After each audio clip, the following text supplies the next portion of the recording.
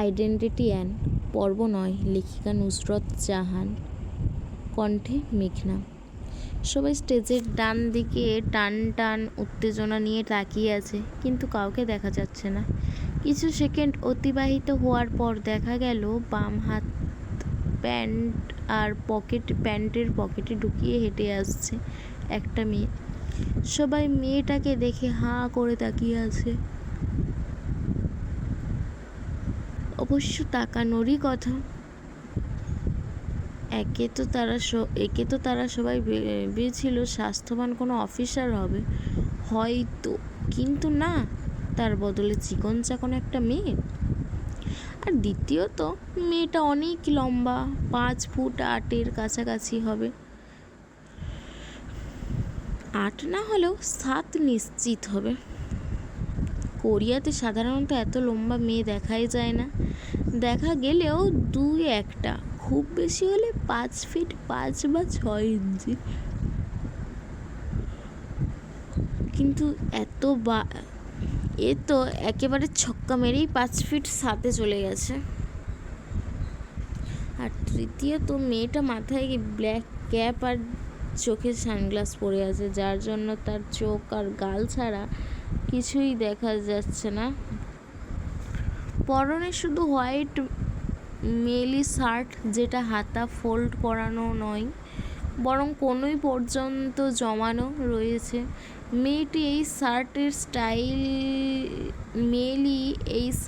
স্টাইলে এই রকমই, এটার হাতা ফোল্ড করা সিস্টেম নেই।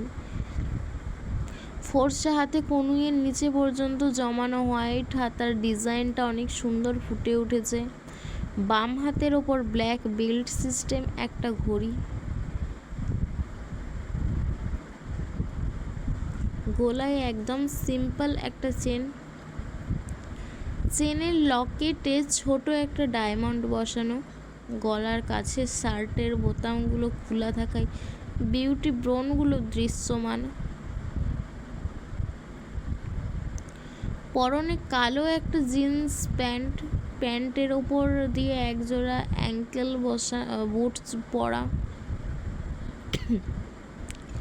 গম্ভীর মুখে মেয়েটা স্টেজে উঠতেই বিটিএস মেম্বার্সরা সহ বাকি সবাই তাদের কোরিয়ান রীতি অনুযায়ী তাকে মাথা ঝুঁকিয়ে কুর্নিশ করলো।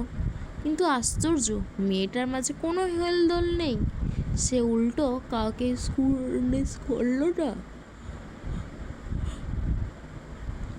কিন্তু আশ্চর্য, মেয়েটার মাঝে কোনো হেলদোল নেই, সে উল্টো কাউকে কুর্নিশ করলো না। কোরিয়ার রীতি অনুযায়ী এ যেন চরম বেয়াদবি।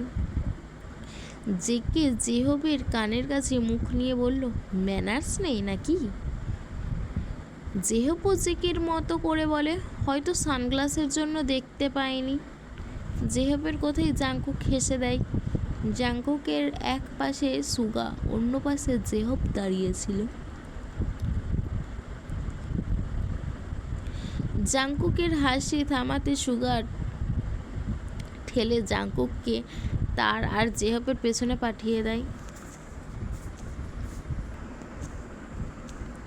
মেয়েটা কাউকে কুর্নিশ না করায় হবি-এর সিইও একটু বিব্রত বোধ করলেন। মেয়েটা সোজা গিয়ে জিমিনের পাশে দাঁড়িয়ে পড়ল।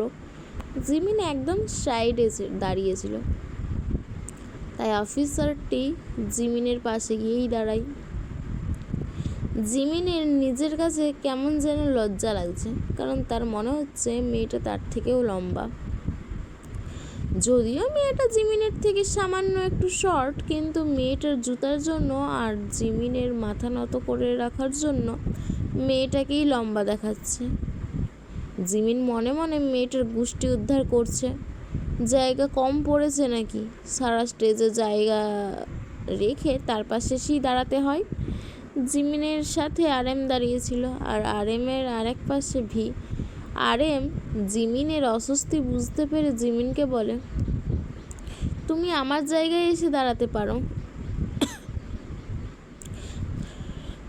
জিমিন যেন হাঁপ ছেড়ে বেঁচে কোনো কথা না বলে তাড়াতাড়ি আরএমের জায়গায় দাঁড়িয়ে আরএমকে তার জায়গায় দাঁড়াতে দেয়। কিন্তু পাশে থাকা মেয়েটির সেই সবে কোনো বিন্দু পরিমাণ ভ্রুক্ষেপও নেই। আরএম তার হাত বাড়িয়ে হ্যান্ডশেক করার উদ্দেশ্যে বলে, hello officer, my name is Kim Namjoon. মেয়েটা আরএমের দিকে ফিরে তার হাত বাড়ানো হাতটা দেখে তারপর সেও হাত বাড়িয়ে হ্যান্ডশেক করে বলে, নাইস টু মিট ইউ। আরএমের খুব হাসি পায়, মনে মনে বলে, এ দেখি জাংকুকের ফিমেল ভার্সন। কেউ নিজের নাম বললে প্রত্যুত্তরে তার নিজের নাম বলতে হয়, কিন্তু এ বলছে নাইস টু মিট ইউ।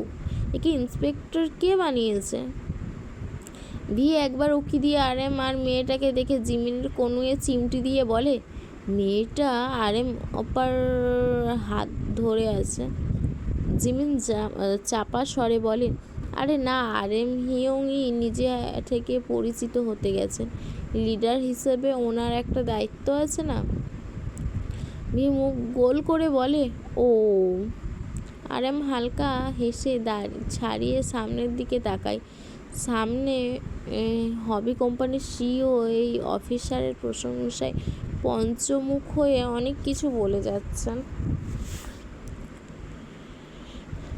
এক পর্যায়ে তিনি অফিসারকে সবার সামনে তার ইন্ট্রো দিতে বললেন। বলে তিনি মাইক্রো স্ট্র্যান্ডের থেকে কিছুটা দূরে গিয়ে দাঁড়ালেন। মেয়েটা এবার সিইও এর কথা অনুযায়ী মাইক্রো স্ট্র্যান্ডের দিকে এগিয়ে গেল তার ইন্ট্রো দেওয়ার জন্য।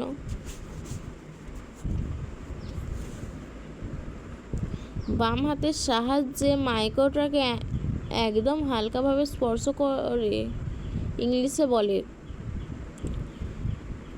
Hello my self and no. তারপর আবারও ইংলিশে বলা শুরু করে,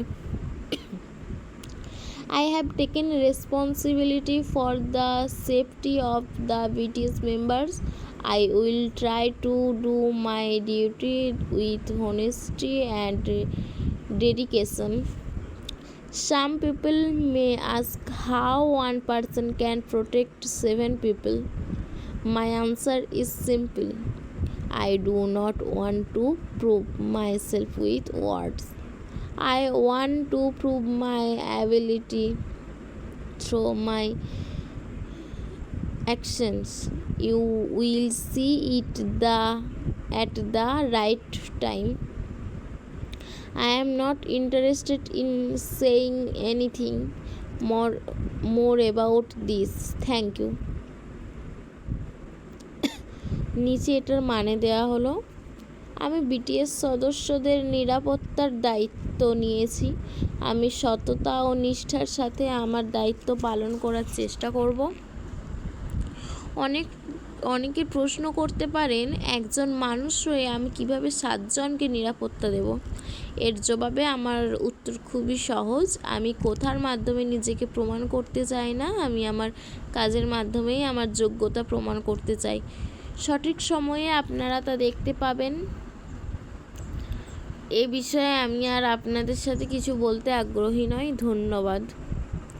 বলেই আর 1 সেকেন্ডও সময় নষ্ট না করে লম্বা লম্বা পা ফেলে স্টেজ থেকে নেমে গেল। সবাই তার চলে যাওয়া দেখল। সিইও এর মুখ আবারও চুপসে গেল। মেয়েটা এমন কেন? ম্যানার্স বলতে কিছু জানে না? সবাইকে তার কুর্নিশ করা উচিত ছিল। আর এমনভাবে শেষের কথাটা বলে গেল যেন মনে হচ্ছে অপমান করে গেল। কিন্তু পরিস্থিতি সামাল দিতে সে আবারও হাসি মুখে এসে মাইক্রো স্ট্যান্ডে হাত দিয়ে কথা বলতে লাগলো। জাংকুক এখনও সুগার পেছনে দাঁড়িয়ে আছে। সে পিছন থেকে সুগা আর জেহপের 2 কাঁধে থুতনি ঠেকিয়ে বলে, তোমাদের মনে হচ্ছে না আমাদের অ্যাটিটিউড দেখিয়ে গেল? তোর অ্যাটিটিউড কম নাকি? তুইও দেখা। জাংকুক হেসে সুগার বাহু ধরে বলে, হিয়ং কি সেদিনের জন্য এখনো রেগে আছেন? সুগা মুখ গম্ভীর করে বলে, কোন দিনের জন্য? জাংকুক আবার হেসে বলে, তার মানে ভুলে গেছেন। বলে জাংকুক মাথা নিচু করে ডান হাতের সাহায্যে ঘাড় চুলকে শয়তানি হাসি হাসে। সুগা জাংকুকের মুখের দিকে একবার তাকিয়ে আবার সামনের দিকে তাকিয়ে বলে, এখনো ভুলিনি, এত খুশি হোস না। জাংকুকের মুখ শুকনো হয়ে যায়। ও, তার মানে এখনো ভুলেননি?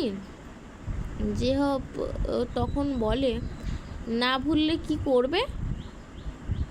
সুগা যেন শুনতে না পায়, তাই জাংকুক জেহপের কানে কানে গিয়ে ফিসফিস করে বলে, ভুলে গেলে নতুন করে কিছু করতে পারতাম আর কি।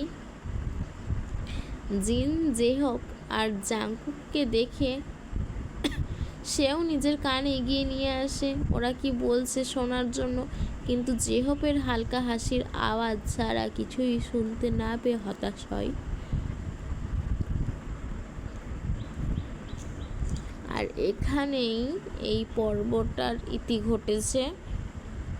পরের পর্বও খুব শীঘ্রই আসবে। এতদিন ঠান্ডার কারণে আমি ভিডিওটা রেকর্ড করতে পারছিলাম না, যার কারণে ভিডিওটা দিতে একটু দেরি হয়ে গেছে। তো আশা করব আপনারা সেটা ক্ষমার দৃষ্টিতে দেখবেন। আর এইটার পরের পর্বগুলো পেতে আমাকে সাবস্ক্রাইব করে রেখো।